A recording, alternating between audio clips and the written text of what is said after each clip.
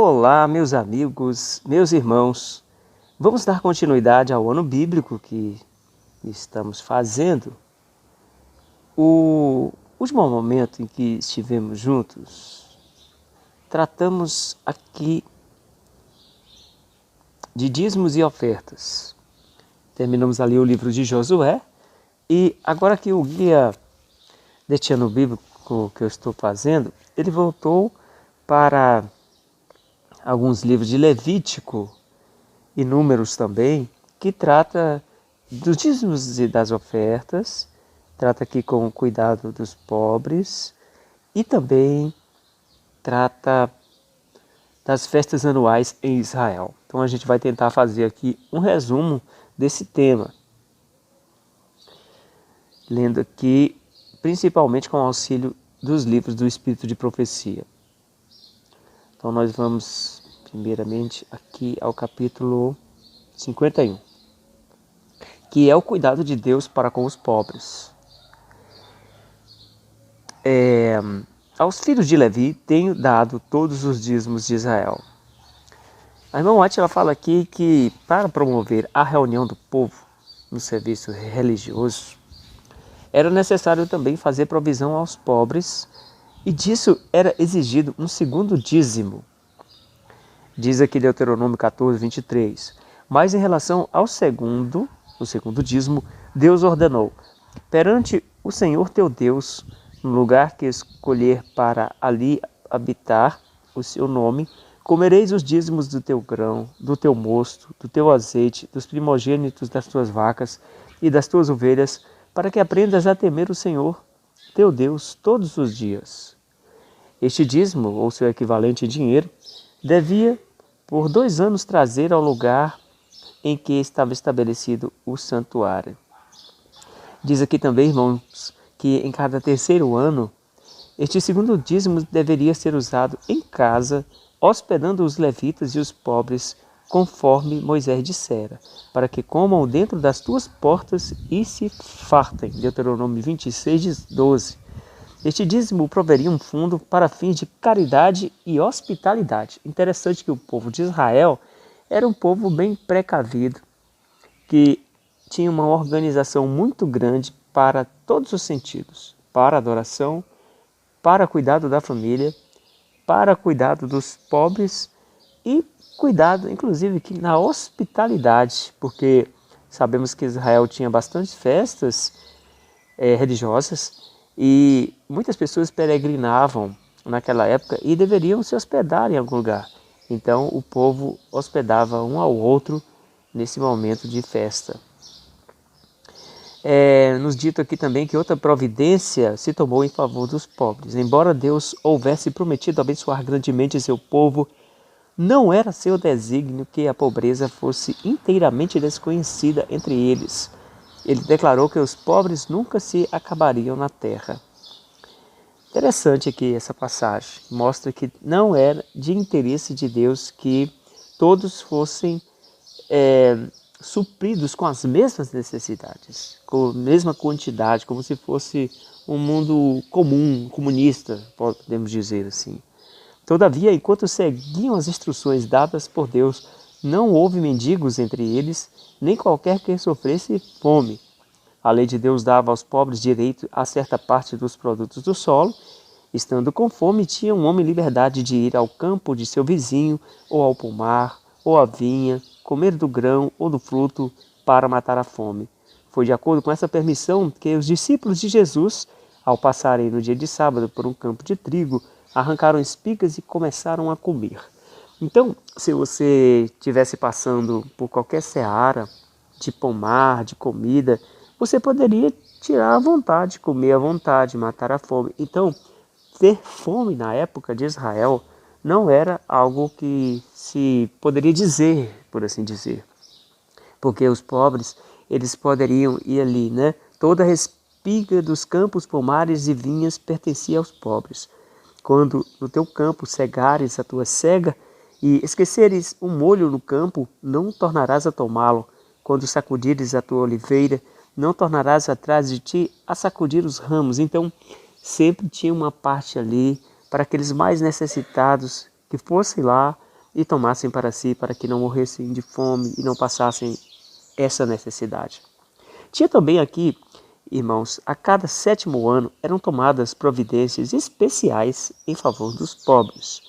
Era o ano sabático, como era o mesmo chamado, começava no fim da ceifa.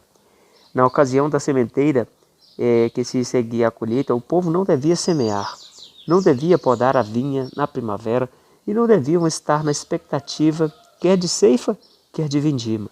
Daquilo que a terra produzisse espontaneamente podiam comer enquanto novo, mas não deviam armazenar qualquer porção do mesmo em seus depósitos. A produção deste ano devia estar franqueada aos estrangeiros, órfão e viúva, e mesmo aos animais do campo. Então assim, meus irmãos, a terra ela descansava, e também desse descanso eram beneficiadas pessoas órfãos, viúvas, os povos mais necessitados em geral ali em Israel. A observância do ano sabático devia ser um benefício tanto para a terra quanto para o povo. O solo, ficando sem cultivo durante um ano, produzia mais abundantemente depois. E o povo também estava livre dos trabalhos apertados do campo. Então era um ano que descansava todo mundo, inclusive dos apertos da lavoura no campo, para aqueles que trabalham no campo. Então, no ano sabático, os escravos hebreus deviam ser postos em liberdade e não deviam ser despedidos de mão vazia. Que interessante aqui essa norma para Israel. Deuteronômio 15, 13 e 14 diz: quando despedires de ti forro, não o despedirás vazio. Liberalmente o fornecerás do teu rebanho e da tua eira e do teu lagar, daquilo com que o Senhor teu Deus te tiver abençoado, lhe darás. O salário do trabalhador devia ser pago prontamente. Não oprimirás o jornaleiro pobre e necessitado de teus irmãos ou de teus estrangeiros que estão na tua terra. No seu dia lhe darás o seu jornal, e o sol se não porá sobre isso, porquanto pobre é, e a sua alma se atém a isso. Havia aqui também, irmãos, prescrições para o 7º ano, no caso de livramento de dívidas. Diz aqui a palavra de Deus: quando o teu irmão empobrecer e as suas forças decaírem, então sustentá-lo-ás como estrangeiro e peregrino, para que viva contigo. Não tomarás dele usura nem ganho, mas do teu Deus terás temor, para que o teu irmão viva contigo. Não lhe darás teu dinheiro com usura, nem darás o teu manjar por interesse. Levítico 25, 35 a 37. Então aqui, algumas pessoas em Israel acabavam de alguma forma empobrecendo sobremaneira. Então era necessário que não fosse oprimido pelo seu próprio irmão. As leis de Israel eram diferentes das leis dos homens, tinham a sua justiça ali, de forma que havia um equilíbrio diferenciado. Depois de 7 semanas de anos, 7 vezes de 7 anos, vinha o grande ano da remissão, aqui o ano do jubileu. Eram 50 anos ali de o povo peregrinando, trabalhando, na verdade ali na terra. Deveria haver um ano diferente, que era o ano do jubileu. Aqui, nesse ano do jubileu, também não deveria ser semeado nem colhido. Tudo que a terra produzisse devia ser considerado como propriedade lícita dos pobres. Certas classes de escravos hebreus, todos os que não recebiam liberdade no ano sabático, que era de 7 em 7 anos, ficavam agora livres. Então era uma liberdade muito mais ampla que acontecia aqui no jubileu. Aquilo que especialmente distinguia o ano do jubileu era a reversão de toda a propriedade territorial à família do possuidor original. Então, interessante aqui, irmãos, que no ano do jubileu, 50 anos depois, a terra ela voltava ao aquele que originalmente era dono dela.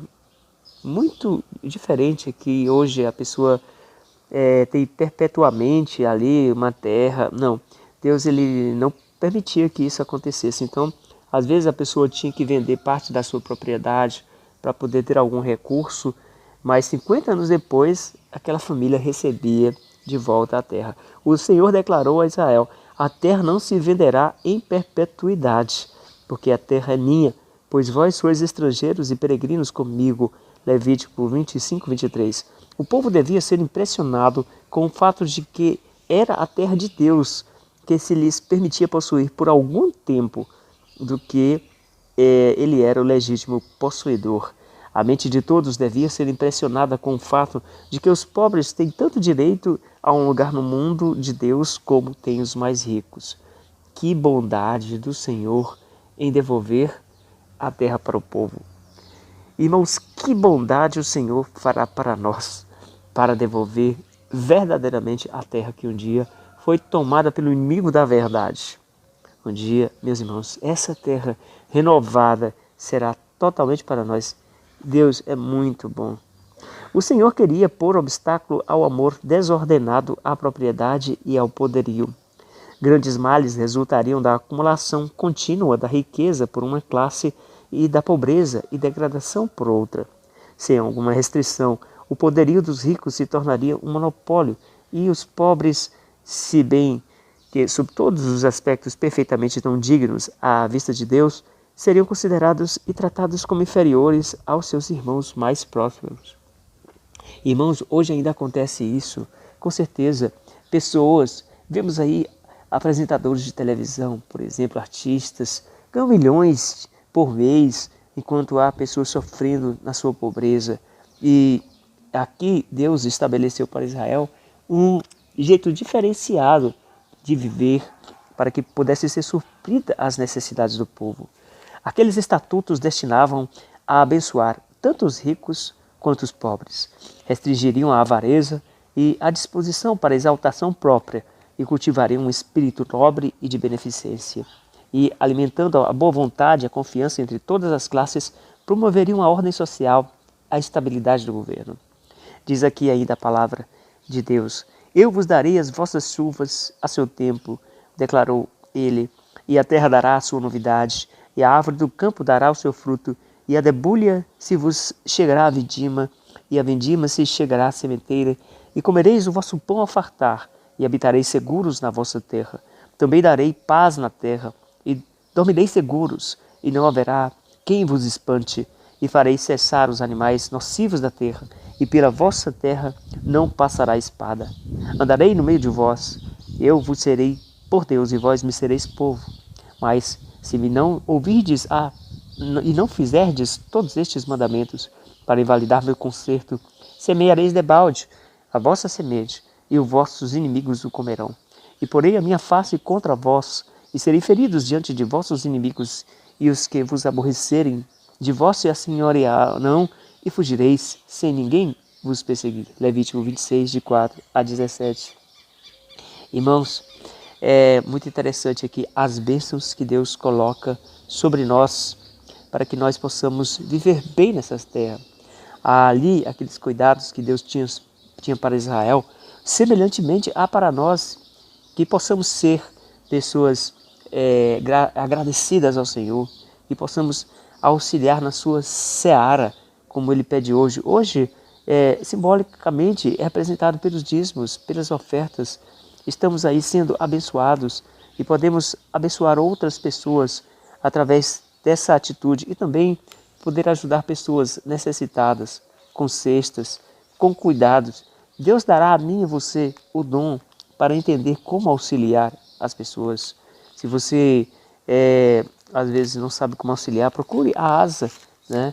Procure ali fazer algum trabalho beneficente, de benevolência para com aqueles necessitados.